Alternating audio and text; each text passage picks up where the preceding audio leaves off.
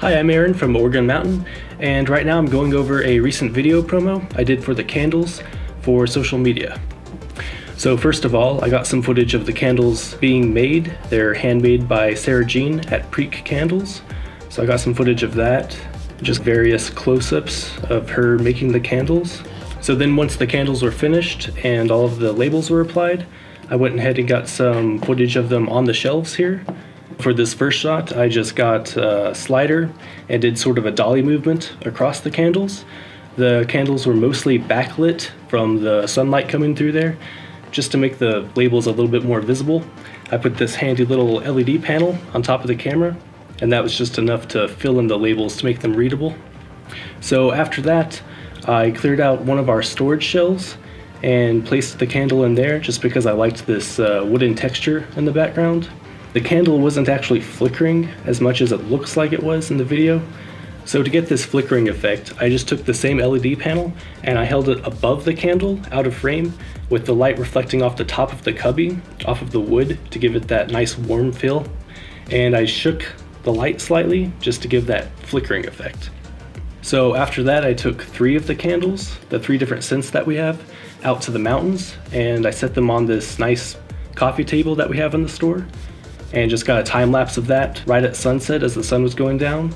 And right towards the end of this shot, a car drove by, which I thought would ruin the time lapse, but I actually kind of liked the way these headlights looked going across there. So that's how I ended the shot. The following morning, I went out to the same location around 6 a.m. and got this reveal of the 3 candles lit.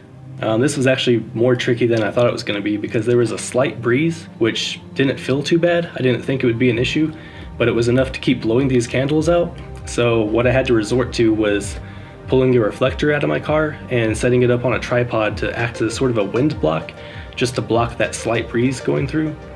And after a dozen or so takes, I finally managed to get a take where all 3 candles stayed lit without any of them going out. And for the last series of shots we got for this, we picked up a Lazy Susan and put it in a white softbox to give this kind of seamless white background. And then I just spun the Lazy Susan around to reveal the labels. And since each candle is a combination of 2 different scents, I overlaid these stock images on the left and right side corresponding to the 2 scents of each candle. So yeah, that's pretty much it. Most of this footage was shot over the course of about a week, and the end video comes out to about 38 seconds. But that's typically how these things go. I was pretty happy with how this one turned out, and they're a lot of fun to put together. Hey everyone, thank you for checking out this week's episode. Now it's time to pick the YouTube comment winners. Sadie this week is going to use a number generator that we downloaded from the App Store to help randomize. So there's a max of 16 people who commented this week. So Sadie, do you want to go ahead and randomize it? Yes. So number 6. All right, so number 6 is the winner, and that winner is on YouTube. Race Duzen. So number 6 is Racet Susan, maybe? We'll message you. Thank you so much for commenting, and congratulations on your $50 gift card. So now we're ready for our Facebook comment winner this week. There's 43 comments this week, and Sadie is going to find out the number this week. Go ahead and randomize it.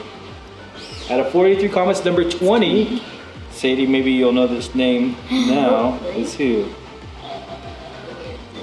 Oh, Matthew Divin. So congratulations, Matthew, on your gift card. Check us out for next episode and have a chance to win again.